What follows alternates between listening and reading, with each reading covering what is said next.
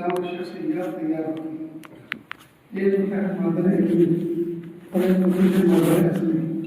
مادر اصلی اس ماں کو کہتے ہیں جس کے پیٹ میں اللہ نے ہمارے وجود کو بنایا, اور مادر علمی اس بارے میں کہتے ہیں جس میں انسان کی علمی تربیت ہوتی ہے.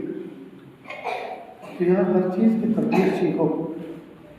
اب جیسے میں مسجد میں داخل ہوا, اس بھاری بھرکم انداز میں بائک چل رہا تھا, کیا میرے جیسا کوئی آدمی جی سکتا ہے اس آواز میں؟ یہ تو ہلاک کر دینے والی آواز ہے. لیکن نہیں, قرآن کو تو پھر یہی پسند ہے کہ ذرا دھوم دھام سے. ہرگز نہیں, یہ مصنوعی جو ہے یہ تصنعات ہیں, بلکہ میں تو اس پہ بھی شک سمجھتا ہوں کہ اس میں اس ایکو کے مائل پر نماز میں اقتدا بھی جائز ہے کہ نہیں. اس لیے کہ امام کے اللہ اکبر پر ہم جا رہے ہیں رکوع میں, یا بر بر کی آواز آ رہی ہے اس پر جا رہے ہیں, بالکل یہ مناسب نہیں.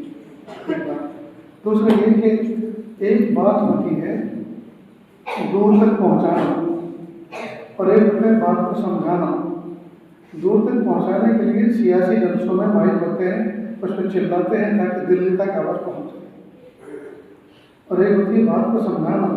علمی محفلوں کے اندر جو مائک ہوتے ہیں اس کا مقصد بات کو سمجھانا ہوتا ہے. تو سمجھانے کے لیے ماحول ایسا ہونا چاہیے جو نارمل ہو. اس میں اگر تعدی ہوگی, اس میں اگر مبالغہ ہوگا تو آدمی تھک جائے. اب یہ معصوم بچوں کی قوت سماعت اتنے بھاری بھرکم مائک کی آواز سے کیسے برداشت کر سکتے؟ ایک بات تو یہ. دوسری بات یہ ہے, ایک ہے دعا کا کرنا, اور ایک ہے دعا کے لیے درخواست کرنا, اور ایک ہے دعا کا لینا. یہ تین چیزیں الگ ہیں. اللہ نے فرمایا ادعونی استجب لکم, مجھ سے مانگو میں تمہاری دعا کو قبول کروں گا. یہ ہے دعا کرنے کا حکم. اللہ کے محبوب صلی اللہ علیہ وسلم نے حضرت عمر فاروق رضی اللہ عنہ فرمایا کہ عمرے میں جا رہے تھے, بھائی اپنی دعاؤں میں ہمیں یاد رکھنا. یہ ہے دعا کی درخواست کرنا. اور ایک ہے دعا کا لینا. دعا لینے کے لیے کسی کا دل خوش کرنا پڑتا ہے. ایک مرتبہ میں کسی علاقے میں گیا, اس نے کہا حضرت دعا کرنا. کبھی ضرور کرے گا, اللہ تعالیٰ آپ کی تکلیف کو. تھوڑی دیر میں حضرت دعا کرنا. پھر تیسری مرتبہ, پھر چوتھی مرتبہ, پانچویں مرتبہ. میں نے کہا دیکھو اب بد دعا کرتا ہوں, اب بد دعا کرتا ہوں. اس لیے کہ دعا لینے کا جو تمہارا جو ہے مزاج ہے اس میں آپ حد سے تجاوزی کریں.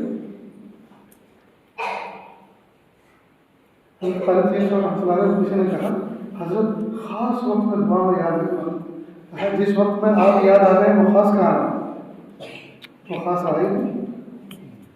حضرت حضرت رضی اللہ مہاجر مکی رحمۃ اللہ علیہ کسی نے کہا کہ حضرت دعا فرمائیں, کہ میں دعا کرتا ہوں اور کروں گا. کہ حضرت خصوصی دعا کریں. کہ خصوصی دعا کرے تو پیسے لگتے ہیں, کچھ خرچ کرو, دل خوش کرو تو خصوصی دعا نہیں کرے.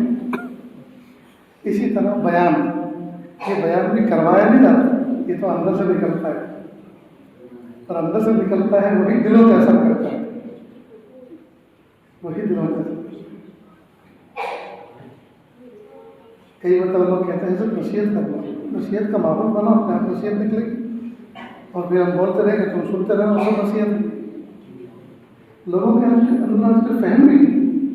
پورا بیان سننے کا کہ حضرت کوئی نصیحت کرتے, ارے اللہ کے بندے اتنا جو بیان کریں اس میں نصیحت ان پہ عمل کرو. تو یہ ادارہ جو ہے یہ تربیت گاہ ہوتی ہے. ان اداروں کے اندر تربیت ہونی چاہیے. جب معصوم بچوں کی بہترین تربیت ہوگی. آج یہ معصوم بچے ہمارے سامنے بیٹھے ہیں, کیا پتہ کل کا شیخ الحدیث میں چھپا بیٹھا, کیا پتہ شیخ التفسیر شیخ القرآن میں چھپا بیٹھا, کیا پتہ کل کا کوئی امیر المومنین چھپا بیٹھا, کل کا کوئی ایم پی اور ایم ایل اے چھپا بیٹھا. اس لیے ہم ان کی اتنی بہترین تربیت کریں کہ جب یہ اس مقام پر آئیں, جب ان کو کام کرنا ہے تو یہ بہترین فرد بن کر قوم کے اندر کام کریں. تو ماں کے پیٹ کے اندر بچے کا ظاہری وجود بنتا ہے. اگر کوئی عضو ماں کے رحم کے اندر نہ بن سکا, ایک کان نہ بن سکا, ایک ہاتھ نہ بن سکا, تو یہ بچہ زندگی میں ناقص رہتا ہے. اس نفس کو دنیا کی کوئی طاقت پورا نہیں کر سکتی. اسی طرح مدارس عربیہ کے اندر جو بچے زیر تعلیم ہوتے ہیں یا شخصیت سازی ہوتی ہے, شخصیت پر نکھار آتا ہے. اگر یہاں سے کوئی ناقص نکل گیا تو اس کی تکمیل پھر کہیں نہیں۔ مدارس میں اور مشاہد کی صحبت میں رہنے والے جو بگڑتے ہیں ان کو کوئی نہیں سدھار سکتا، اس لیے کہ جو سدھرنے کی جگہ تھی وہی بگڑ گئے، تب سدھارے گا کون؟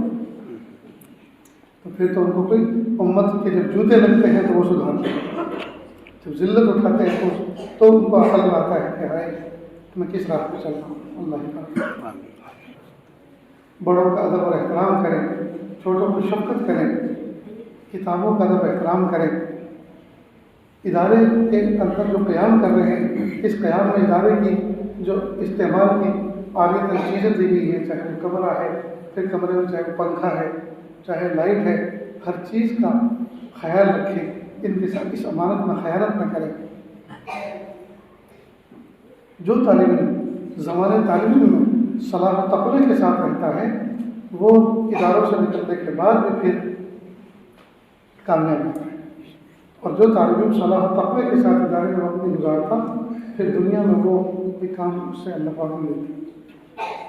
پہلے زمانے میں مشائخ طلباء کو بیعت نہیں کرتے تھے، اس لیے کہ طلباء کہاں ذکر و اذکار میں لگیں گے، مطالعے میں تکرار میں لگے رہیں۔ اسی مطالعے تکرار میں محنت کرنے کی وجہ سے اللہ وہ سب کچھ دے دیں گے جو ذکر و اذکار کے کرنے پہ دیا کرتے ہیں۔ لیکن یہ اس دور کی بات ہے جس دور کے اندر طلباء عفیف ہوا کرتے تھے، پاک دامن ہوا کرتے تھے اور صاف ستھرے مدارس کے اندر آتے تھے۔ اب طلباء عفیف مدرسوں میں نہیں آتے، وہ تو دنیا بھر کی گناہوں کی گندگیوں کی نالیوں میں سے گزر کر آتے ہیں۔ ان کا دامن تو مدرسے میں داخل ہونے سے پہلے داغدار ہو چکا ہوتا ہے۔ اب ایسے طلباء کو یہ کہا جاتا ہے کہ زمانے تعلیم میں کسی صاحب نسبت بزرگ سے، کسی استاد سے اپنا تعلق رکھو تاکہ ان کی زیر تربیت رہتے ہوئے جو کچھ بتائیں اس پر عمل کرتے ہوئے صلاح و تقوی آپ کے اندر آئے۔ اور دیکھا یہ ہے آج کے دور میں جو زمانے تعلیم میں طلباء اپنے کسی شیخ سے، کسی استاد سے وابستہ ہو جاتے ہیں، ان کا تعلیم کا معیار بھی اونچا ہوتا ہے، امتحان کی کامیابی کی شرح بھی اونچی ہوتی ہے اور اللہ تعالیٰ ان سے کام دیتے ہیں۔ اور جو تعلق نہیں رکھتے وہ شرارت کے پتلے ہوتے ہیں، وہ انتظامیہ کے ناک میں دم کرتے ہیں اور وہ ذی استعداد بھی نہیں ہوتے، اور تقوی اور تعلق تو بہت دور کی بات ہے۔ لہٰذا طلباء کو چاہیے کہ وہ اپنا تعلق اصلاحی کسی شیخ وقت سے جوڑ دیں اور ان کے بتائی ہوئی ہدایات پر اور ان کے زیر سایہ سے گزار کر کامیابی کی منزل طے کریں۔ انشاءاللہ اللہ تعالیٰ دنیا اور آخرت میں ان کو سرفرازی عطا فرمائے۔ اللہ تعالیٰ سے دعا ہے کہی ہوئی باتوں پر اللہ عمل کی توفیق عطا فرمائے۔ اللہ اس ادارے کی دو نگاہوں کی ترقی عطا فرمائے۔ وآخر دعوانا ان الحمد للہ رب العالمین۔ بسم اللہ الرحمن الرحیم۔ لا احصی ثناء علیک انت کما اثنیت علی نفسک رب اغفر وارحم وانت خیر الراحمین۔ حسبی اللہ لا الہ الا هو علیہ توکلت وهو رب العرش العظیم۔ اللہ جی ہم ظاہر میں آپ کے بندے، حقیقت میں نہایت گندے، اللہ ہمارے دلوں کی گندگی کو دور فرما، ہمیں اپنی بندگی کا سلیقہ عطا فرما، شرمندگی والے کاموں سے ہماری حفاظت فرما، برے دل سے، بری بات سے، برے سے، برے انجام سے ہماری حفاظت فرما، سوء خاتمہ سے ہماری حفاظت فرما۔ اے اللہ دور دراز سے چل کر مہمان رسول طلب عزیز ان اداروں سے، ان درسگاہوں سے وابستہ ہوئے ہیں، اللہ ان کے آنے کو قبول فرما، ان کے مجاہدوں کو قبول فرما۔ یا اللہ ان کے ٹوٹے ہوئے دل سے یا اللہ جو کچھ یہ دعائیں کرتے ہیں اور محنتیں کرتے ہیں اللہ کو قبول فرما، شرف قبولیت سے کہ اللہ ان کو ہمکنار فرما۔ میرے پیارے اللہ علم نبوت کے ساتھ نور نبوت کے عطا فرما اور علم الہی کے ساتھ نور الہی عطا فرما۔ کہ اللہ اس ادارے کی اسباب کی دنیا میں رہتے ہوئے جتنے اسباب وسائل ضرورت ہے اللہ عافیت کے ساتھ پوری فرما، اصحاب خیر لوگوں کے ہاتھوں کو اور دلوں کو متوجہ فرما۔ اللہ جن لوگوں کے مال اور اعمال مقبول ہوں ان کا تعاون ادارے کے لیے قبول فرما، اور جن کے مال میں نحوست ہے، حرمت لگی ہوئی ہے کہ اللہ ان کے پائی سے ایک پیسے سے ایک پائی سے ادارے کی حفاظت فرما۔ کہ اللہ ادارے میں کام کرنے والے اساتذہ اور پڑھنے والے طلباء کے درمیان میں مشفق باپ اور بیٹے کا رشتہ قائم فرما، حاکم اور محکوم کے رشتے سے حفاظت فرما۔ کہ اللہ جو مانگا عطا فرما، جو مانگ سے بھی عطا فرما۔ وصلی اللہ تعالیٰ علیہ خلقہ محمد و آلہ و صحبہ اجمعین برحمتک یا ارحم الراحمین۔ Thanks for watching. Don't forget to like, comment, share and subscribe to Al Wahid channel.